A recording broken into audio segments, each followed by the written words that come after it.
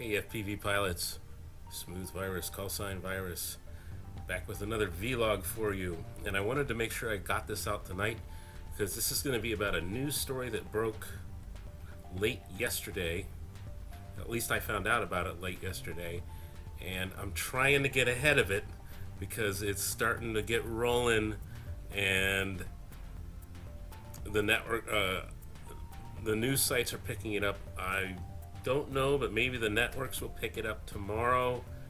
I'm kind of surprised it hasn't hit my local news yet, but it hasn't hit the local news. So what happened is, you can see here, I found out about this story yesterday. It came from CNBC.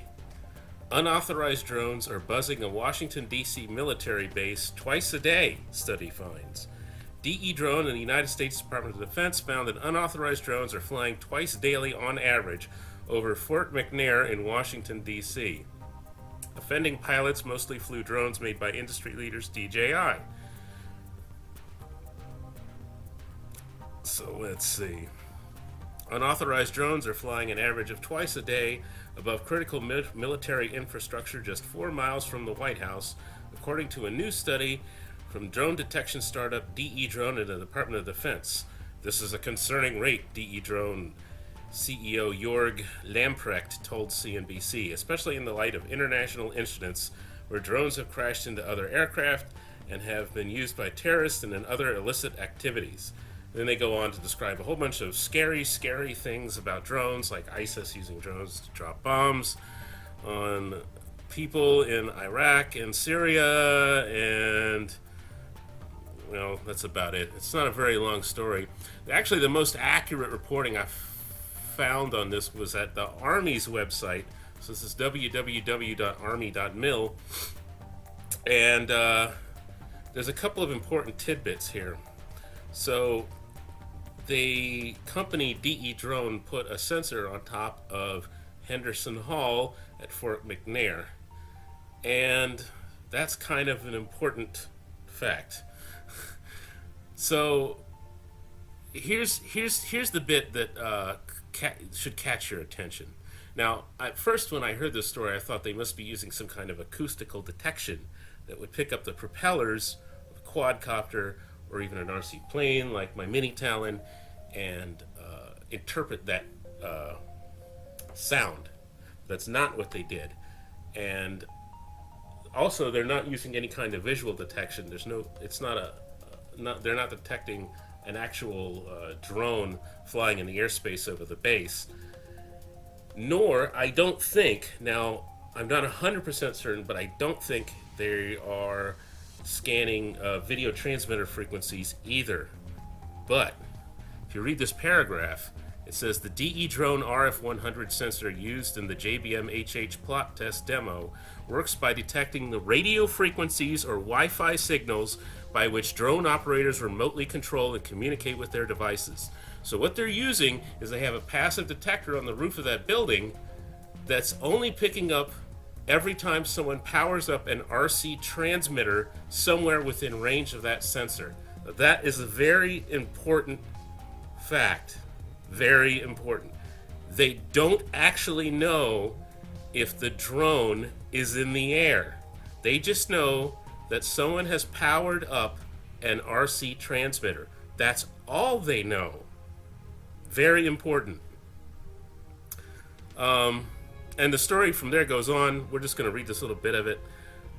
While it is able to identify the presence of drones within its range, the sensor is not augmented with video detection or radio frequency direction finding capabilities that would have allowed it to determine the precise location and flight paths of the UAS detected.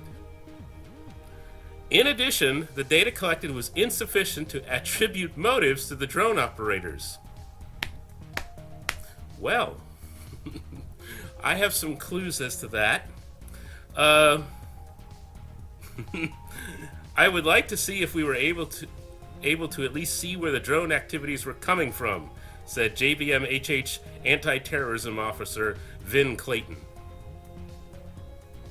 I have a pretty good idea of the source of at least some of the alleged drone activities.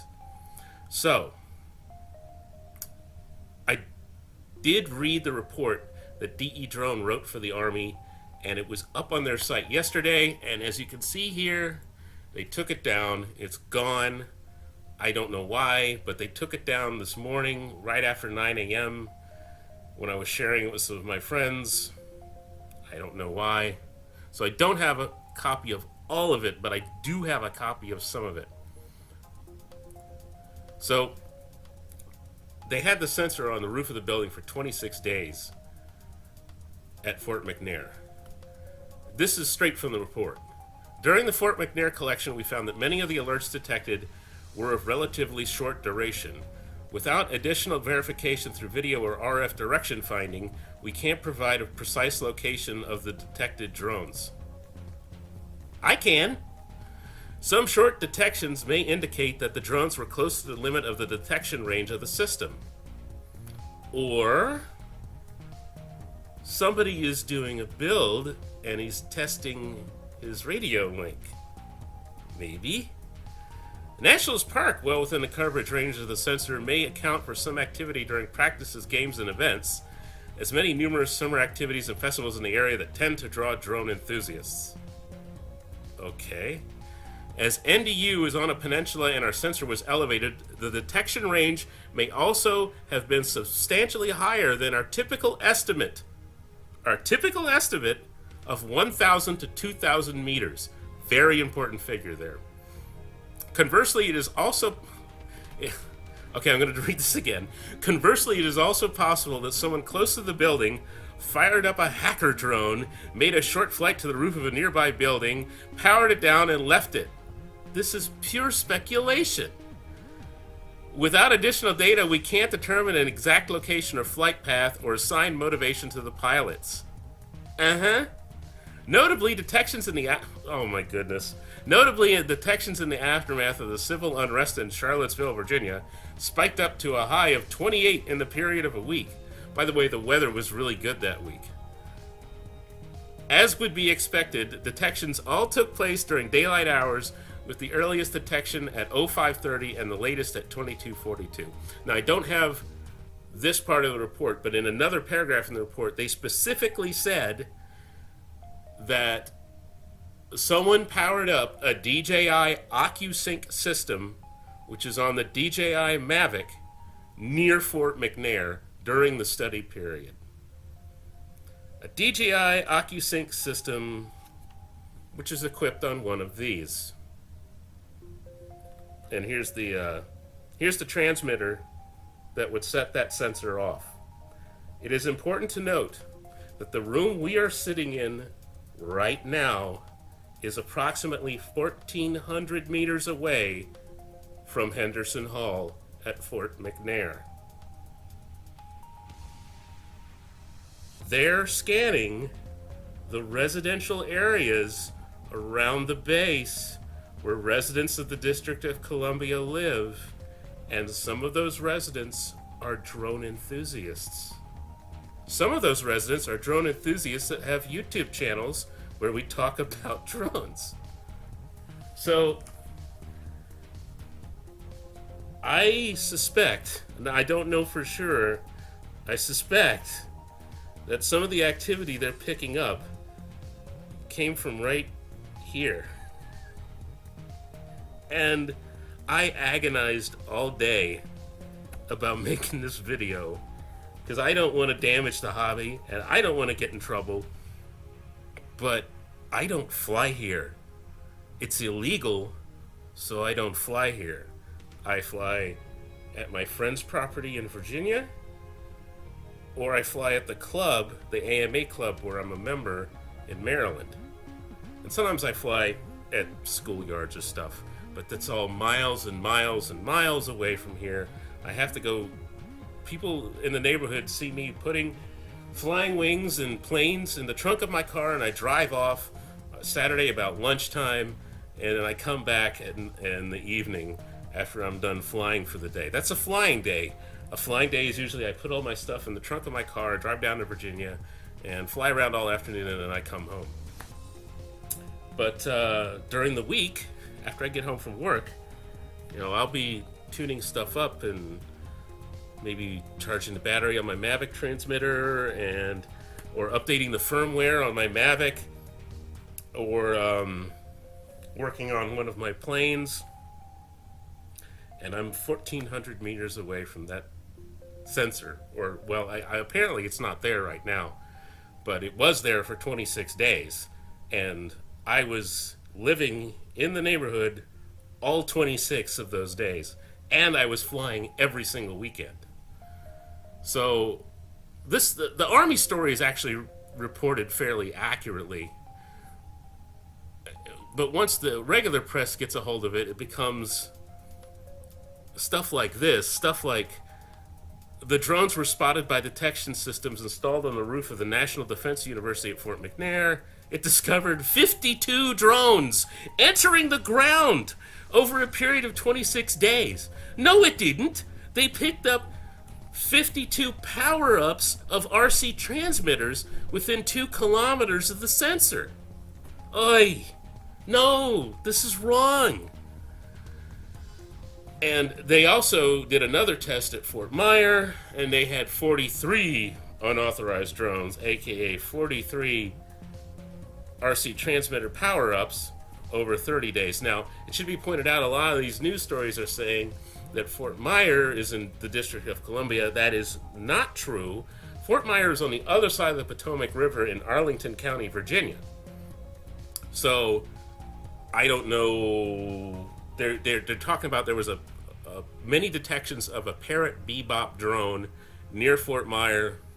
I have no idea what that was. I don't own a Parrot Bebop, and I don't live within 2 kilometers of Fort McNair, but I do live within 2 kilometers of Fort McNair, and I do have a DJI Mavic. So this whole thing is crazy. I'm pretty sure I know what some of the detections they're picking up.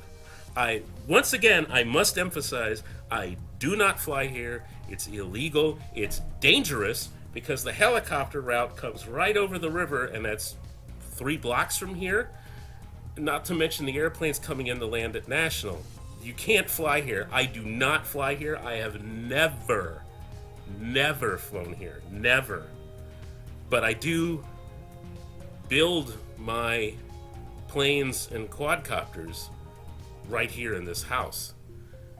So I was worried that it would come to this, but there's now an issue where we have these sensitive installations which are right in the city of Washington, where right across the street there's residential housing, and some of the people that live in those residential areas are drone enthusiasts.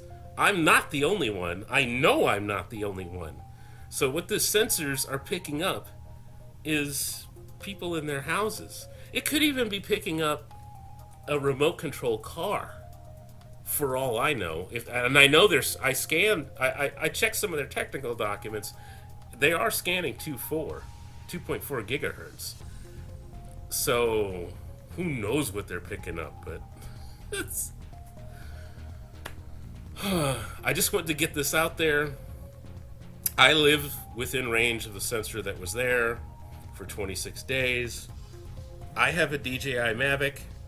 I'm certain that I probably powered it up here in my house, inside, during that period. And it's entirely likely that what they picked up was, in fact, me testing my equipment. So there's been some incidents around here, and people will I've had people call me and say, "Was that you?" And before, it wasn't me, but this time I think it probably is me, or at least I am part of it. I don't think I powered up 52 times in 26 days, but I wouldn't be surprised if I did it a dozen times. That wouldn't surprise me at all. My Tyrannus or the controller for my Mavic. So there you have it. There's my confession. But I've done nothing wrong. I haven't done anything illegal. It's perfectly legal to power this transmitter up, as far as I know, inside the District of Columbia. Thanks to the story, there are probably going to be some people that want that changed, but they're going to get a fight from me over that, because I'm not going to give up this hobby voluntarily just because I live here.